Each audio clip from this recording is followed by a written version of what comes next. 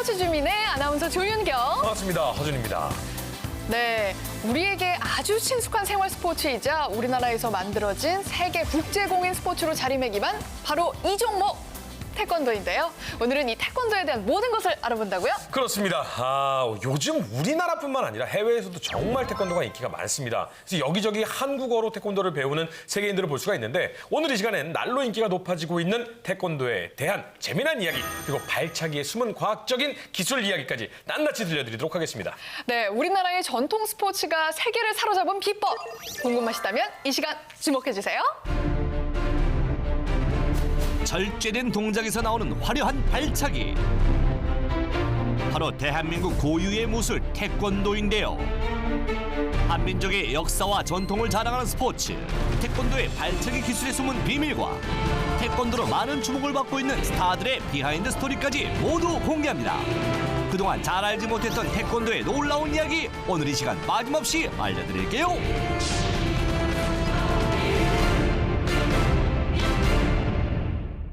네, 오늘 함께 이야기 나눌 전문가 두 분을 모셨습니다. 어서 오세요. 안녕하세요. 안녕하세요. 2008년 베이징 올림픽과 2012년 런던 올림픽에서 금메달 2연패를 달성한 황경선 선수, 그리고 태권도와 뗄래야 뗄 수 없는 관계 한국체육대학교 모션 이노베이션 센터 류시연 연구원이 함께합니다. 자, 이분 소개를 해드려야죠. 2008년 베이징 올림픽에 이어 2012년 런던 올림픽까지 한국인 선수 최초 올림픽 2연패의 위협을 달성한 황경선 선수 정말 대단합니다. 일단 박수부터 치고 시작할게요. 영광입니다. 2008년 베이징 올림픽 여자 태권도 경기에서 날카로운 공격을 선보이며 금메달을 목에 걸었던 황경선 선수. 이후 2012년 런던 올림픽에서도 거침없는 하이킥으로 우승까지 거머쥐었는데요. 사상 최초 태권도 2연패의 주인공, 대한민국 태권도를 널리 알린 황경선 선수, 우리의 자랑입니다. 그 순간에 나 메달 딸 수 있겠다. 약간 그런 생각을 하셨었나요? 확실히 들었던 때가 언젠가요? 그날 컨디션이 어떠냐에 따라서 너무 천차만별이기 때문에 네. 그날에 따라서 항상 운이 조금 좋았던 것 같아요. 저는. 운이라뇨. 아니 올림픽을 3번 연속 출전하시고 2연패를 하셨는데 이게 어떻게 운으로 됩니까? 그렇게 겸손하시면 저 화냅니다. 잠깐 이성을 잃었어.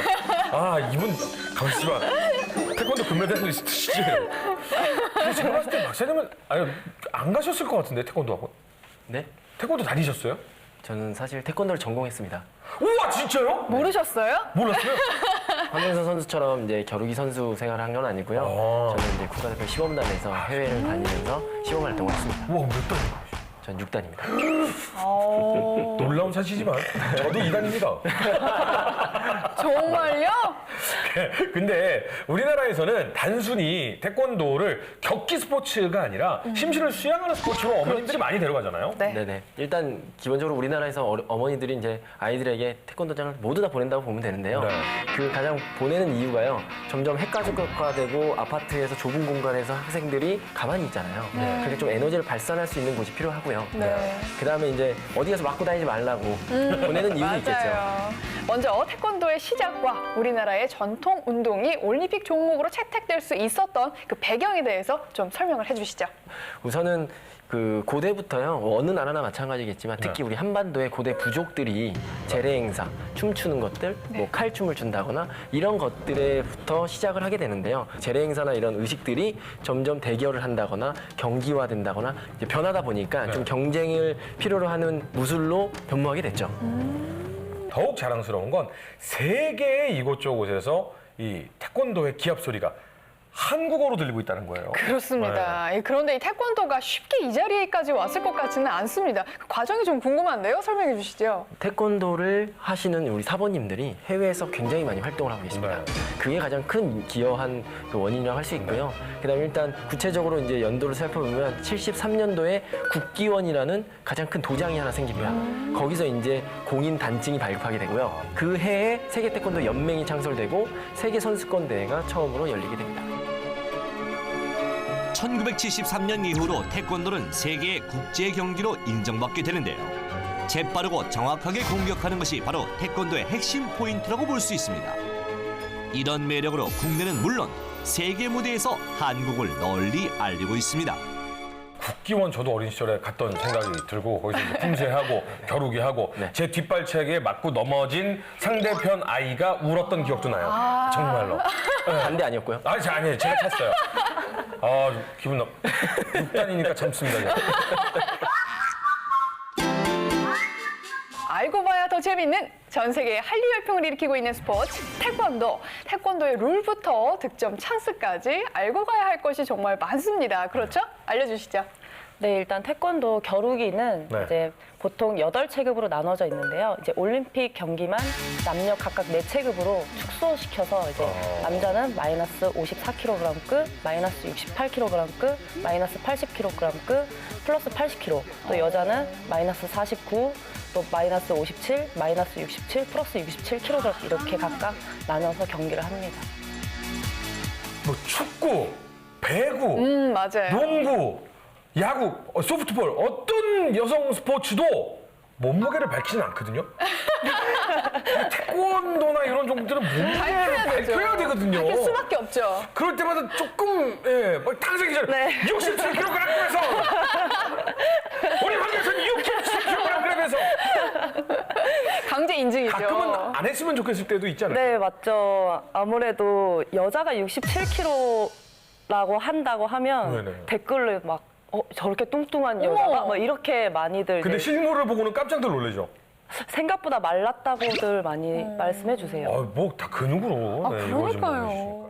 근데 태권도 경기를 보면 예전과 좀 달라진 점이요. 네. 도복 위에 있는 최첨단 장비, 요것들이 좀 눈에 많이 띄거든요.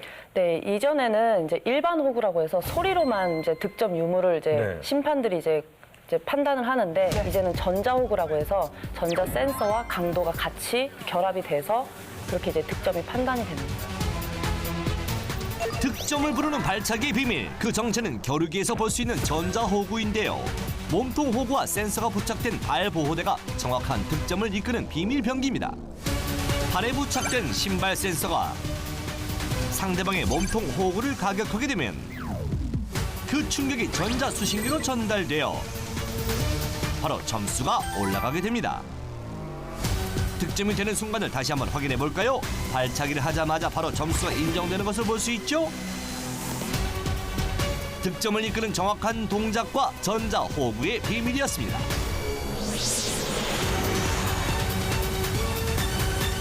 예전에는 어떤 방식으로 채점이 됐던 건가요? 예전에는 이제 심판들이 3명, 4명 정도가 이제 바깥에 있고 그다음에 주관적인 판단에 의해서 뻥 소리가 난다거나 정확히 득점이 됐다라고 하면 버튼을 눌러서 이제 점수가 하나하나 올라가게 되는 거죠. 그래서 전자호구가 과학화돼가고 네.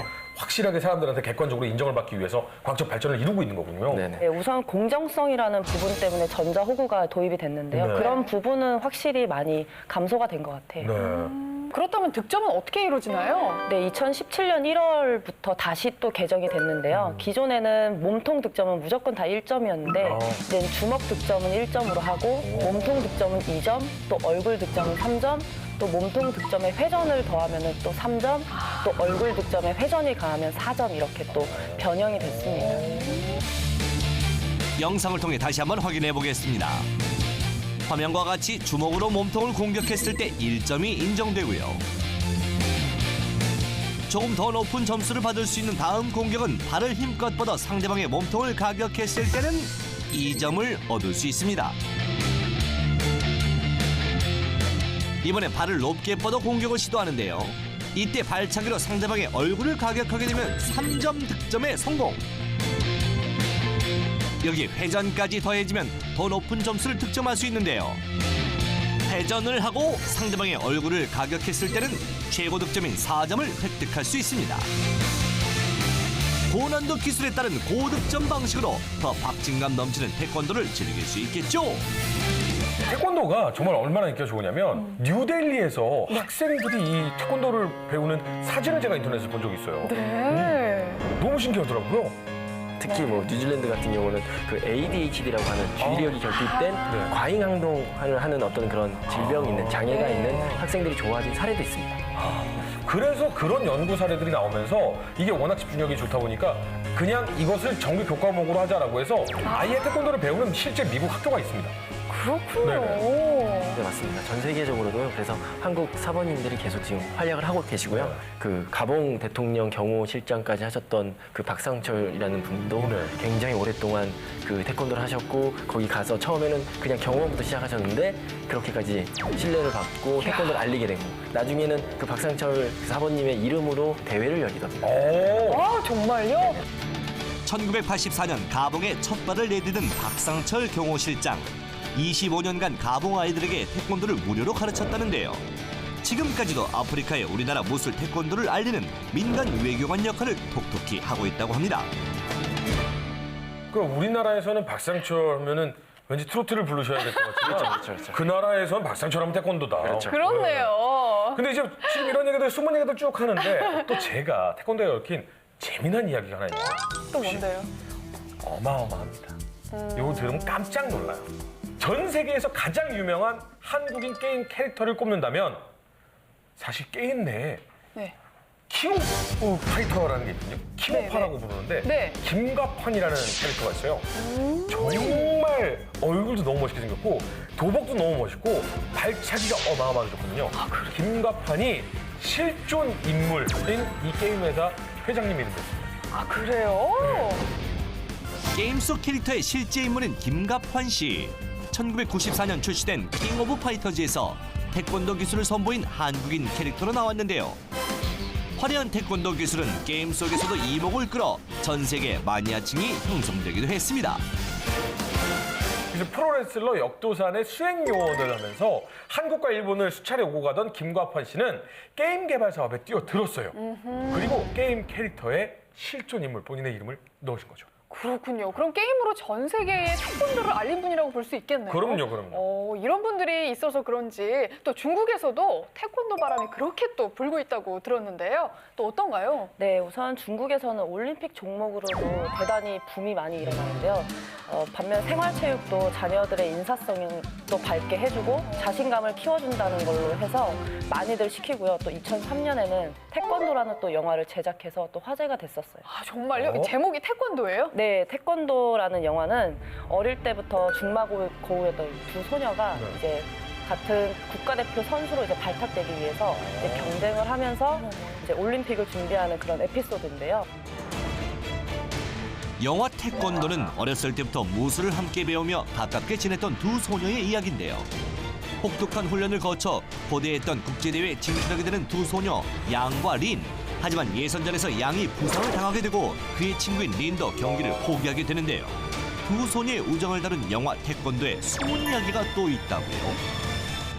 여기서 이제 우징이 선수라는 이제 2008년, 2012년 금메달리스트인 중국 선수가 조연으로 출연해서 우와, 또 화제가 된 적도 진짜요? 있습니다. 네. 와 이게 한류가 괜히 한류가 아니에요. 태권도도 한류인데 하여튼 이 무술 쪽은 또 대한민국이 맞지 않습니까? 굳이 뭐 이렇게.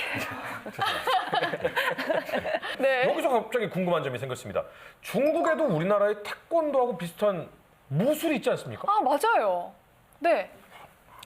잠시 우슈! 오쇼? 쿵푸팬더 같아요. 아, 네. 근데 이 오슈 중국에서 굉장히 본인들 중심 중화 사상을 가지고 있는 나라거든요. 근데 우슈가 있는데 태권도라는 영화를 만들었다는 게 사실 저는 좀 의아해요. 좀 신기하네요. 네네. 일단은 중국에도 우슈라고 뭐 쿵푸라고 부르는 무술이 있습니다. 네. 그 전통 무술로 지금까지 많은 사람들이 하고 있는 건 사실인데요. 이제 태권도랑 좀 비슷하게 어떤 신체 발달과 정신 수양을 할 수 있는 목적을 가지고서 여기서 여러 가지 권법을 이제 다루는 무술입니다. 네. 근데 이제 기술들이나 아니면 배우는 과정, 습득하는 과정, 수련하는 과정들이 너무 어렵고 난이도가 너무 높다 보니까 조금 이제 꺼려하는 경향이. 공중 세 바퀴 돌고 땅바닥에 엎어지기 막 이런 거예요. 그리고 그렇죠. 칼을 1초에 75번 휘두르고 막 이런 근거 거. 있는 거예요? 근거 있는 거예요? 진짜로 그렇게 해요, 우슈가. 그렇군요. 사실 이게 보기에는 정말 화려해 보였는데 그 이면에는 굉장히 하기가 어려운 동작들이었군요. 네, 중국의 우슈와 같이 일본에서는 이제 태권도와 비슷한 가라데도 또 있잖아요. 이제 이 가라데는 태권도랑 조금 다른 점이라고 하면 태권도는 거의 80% 이상이 발로만 하는 경기지만 네. 가라데 같은 경우는 이제 손과 관절을 많이 쓰는 운동이라고 합니다. 자, 그렇다면 우리나라 주 종목인 이 태권도의 겨루기, 이 금빛 메달 사냥을 위한 특별한 비법이 혹시 지금 있는지 이런 게 좀 궁금해요. 네, 원래 태권도는 공격과 수비가 동시에 이루어지는 건데 태권도를 무조건 빨리만 차야 된다고 생각을 하시는데 내가 빨리 차면 그만큼 상대도 준비를 하고 있기 때문에 네. 약간 타이밍 싸움이 굉장히 많습니다. 그래서 약간 스텝을 많이 뛰는데 그게 다 그냥 타이밍을 잡기 네, 위해서. 서서 있는 게 아니라 서로서로의 그 심리나 그 타이밍을 이제 보는 거죠. 태권도에 숨겨진 또 다른 비법, 바로 상대방의 심리를 파악하는 겨루기 스텝인데요. 스텝을 밟으며 타이밍을 보는 선수들, 상대방의 심리까지 꿰뚫어보는 고도의 심리전을 펼칩니다. 상대방의 공격을 미리 예측하고 빠르고 정확하게 뒤돌려 공격하는 이 발차기 이름이 뭐예요? 뒤후리기라는 발차기고요. 회전 공격을 해서 상대 얼굴을 뒤올리는 그런 발차기입니다. 일단 회전 공격이다 보니까 확실히 강하고요. 그리고 상대 좀 발차기를 좀 약간 무력화시키면서 차니까 그런 거 타이밍도 뺏을 수도 있고 그런 점이 장점이었습니다. 뒤후리기의 숨은 과학을 들여다보면 발차기 하는 사람은 수직축을 중심으로 회전하게 되는데 이때 다리를 굽혀 더욱 빠르게 회전할 수 있습니다. 예를 들어 인체는 관절이랑 여기 덩어리들, 분절들로 이어져 있는 연결 체계예요. 그럼 결론적으로 몸통 하나, 팔, 다리 하나들이 다 운동량을 가질 수가 있겠죠. 네. 근데 이 운동량들이 보존이 되고 전이가 돼요. 전달이 된다는 거죠. 그런 식으로 이 연결돼 있어서 점점점 가다 보면 발끝에, 손끝의 속도는 기하급수적으로 빨라지는 거죠. 찍 같은 느낌이네요. 지금 말씀드린 채찍 효과라고 할 수 있죠. 오, 그게 채찍 효과예요? 네, 채찍 효과, 채찍의 원리 뭐 이렇게도 얘기할 수 있습니다. 태권도 발차기 속에 숨겨진 과학은 바로 채찍의 원리인데요. 이 원리는 몸통과 팔, 다리에 존재하는 운동량이 손끝과 발끝으로 전이되면서 그 속도는 기하급수적으로 빨라지는 현상을 말합니다. 발차기에 적용되는 채찍 원리는 온몸의 운동량이 최고 끝점인 발끝으로 빠르게 전달되면서 발차기에 엄청난 힘이 실리게 되는 것이죠. 태권도 선수의 순간적인 발 힘이 정말 어느 정도인 건가요? 네, 이처럼 태권도 선수의 발 힘은 순간적인 힘이 아주 위협적인데요. 격파하는 장면만 봐도 알 수 있듯이 화려한 동작만 있는 게 아니라 그 안에는 어마어마한 힘이 함께 있다는 겁니다. 근데 그 순간적으로 차는 이 발차기가 뭐 갈피뼈가 으스러질 정도다라고 말씀을 하시는데 실제로도 그 정도이고요. 그걸 가지고서 이제 어디서는 다큐멘터리를 만들어가지고 네. 한번 실험을 해봤더니 가라데의 발차기보다 한 5배 정도 강력하다까지도 얘기를 했어요. 정말. 나라별 무술의 힘과 속도를 비교해보면 일본 무술 가라테의 앞차기, 태국 무술 무에타이의 돌려차기, 브라질의 카포에라의 발차기보다 우리나라 태권도의 돌려차기의 힘과 속도가 정말 어마어마한 것을 볼 수 있습니다. 자, 그렇다면 이렇게 화려하고 멋진 태권도의 발차기, 엄청난 글빛 발차기가 있었죠. 바로 2004년 아테네 올림픽 문대성 선수의 한판승이었는데요. 기억나시나요? 그 장면을 기억 못하는 대한민국 국민이 어딨어요. 2004년 아테네 올림픽 남자 태권도 대회 결승전, 문대성 선수의 얼굴엔 긴장감이 역력한데요. 상대는 그리스의 니콜라이디스 선수. 그리스 홈팬들의 압도적인 응원에 힘입은 니콜라이디스 선수, 거침없는 공격을 선보이는데요. 하지만 문대성 선수 이대로 당하고만 있을 선수가 아니죠. 타이밍을 잡고 그리스 선수의 얼굴을 순식간에 뒤후리기로 강타하며 정말 극적인 승부였는데요. KO 승으로 금메달을 목에 걸었습니다. 세계의 명승부를 선보인 두 선수, 서로의 실력을 인정하는 모습 또한 정말 아름다웠던 경기였습니다. 너무 멋있는 장면이었죠. 그런데 말이죠. 여기서 네? 또 이 선수 얘기 안 하고 넘어갈 수가 없습니다. 터키에도 우리나라의 김연아 선수, 손현재 선수 같은 스포츠 영웅이 있어요. 네. 근데 그 종목이 태권도입니다.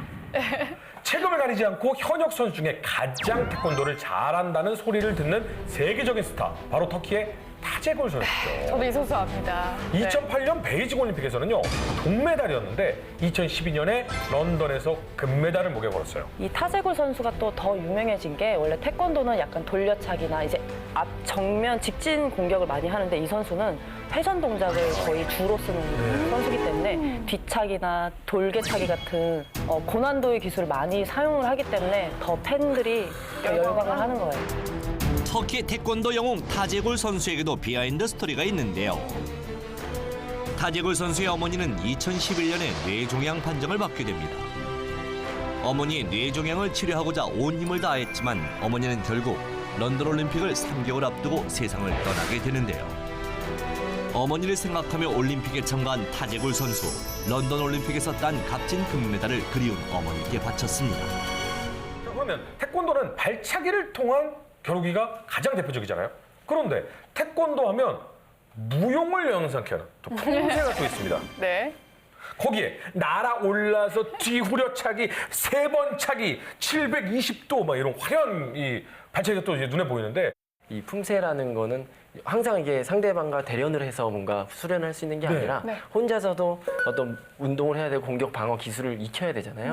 그래서 혼자서도 공격과 방어 기술을 할 수 있도록 일정한 이렇게 품새를 만들어 놓는 거죠. 그래서 혼자서도 수련을 할 수 있게끔 만들어 놓은 그런 것들을 품새라고 하는데요. 이 품새는 이제 기초적으로 태극 1장부터 8장까지 8개의 품새가 있고요. 이런 식으로 단계별로 품새가 있습니다. 그런데 여기서 궁금한 게 생겼습니다. 이 단과 품의 분류 기준이 뭔가요? 네네.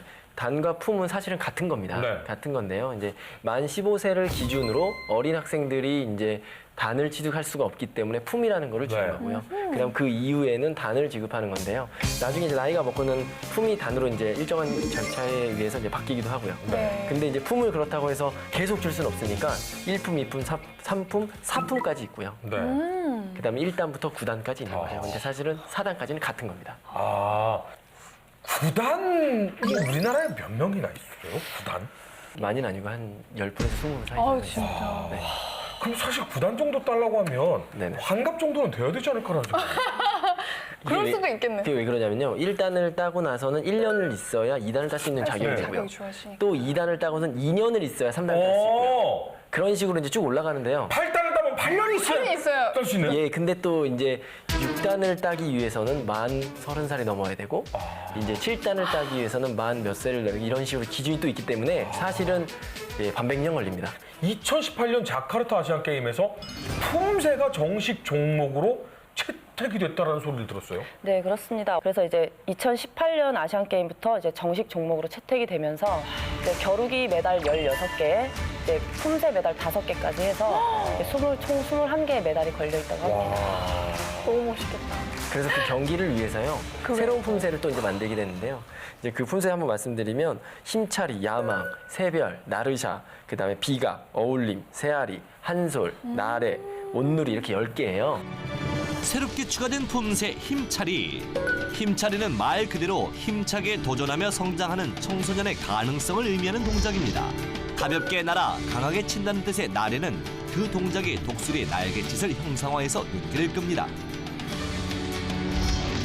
한글 고전에서 유래한 용어 나르샤는 난관을 극복하고 야망을 이룬다는 성취를 의미한다고 하네요. 보는 이들의 눈을 즐겁게 할 새로운 품새들. 2018년 아시안 게임이 벌써부터 기대됩니다. 와, 정말 다양하네요. 네. 요즘에 외국에 상당히 이제 이 영상들을 이제 인터넷으로 많이 즐기실 수가 있잖아요. 근데 외국인이 선정한 태권도 인기 영상에 이 발차기 한 방에 상대편이 나가 떨어지는 장면, 혹은 격파로 어마어마한 양의 이제 그 단단한 물건들을 격파하는 장면, 이런 것들이 또 되게 굉장히 주목을 외국인들이 받죠. 굉장히 좋아하더라고요.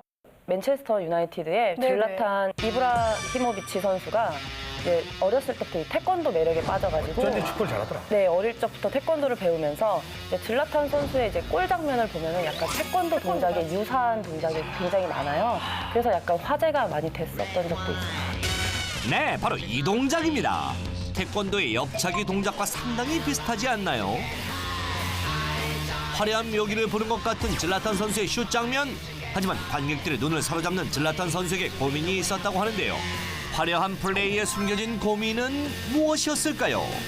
어릴 때 태권도를 할까 축구를 할까 고민을 했었답니다. 오, 정말요? 왠지 태권도 했어도 되게 잘했을 것 같아요. 그죠? 그러면 이제 황경수 선수가 이제 경기장에서 지나가다 인사를 서로 하는. 그러면 지금 이제 우리 황 선수처럼 대한민국에 또 이제 정말 많은 또 메달을 또 획득을 할 수 있도록 많은 유망주들이 좀 있을 거란 말이죠.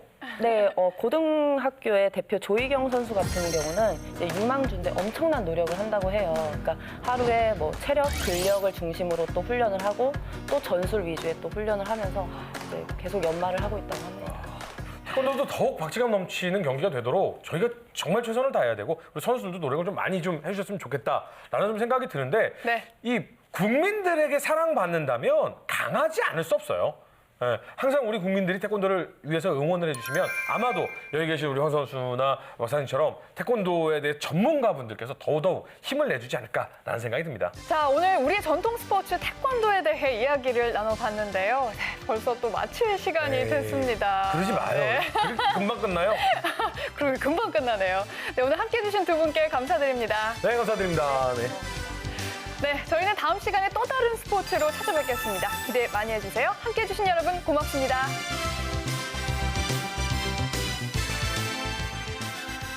It's everything about you, you, you. Everything that you do.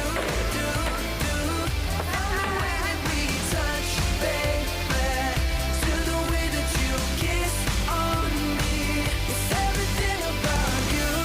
정신이 하나도 없고 이거 없이 맞으면 진짜 큰일 날 것 같아요.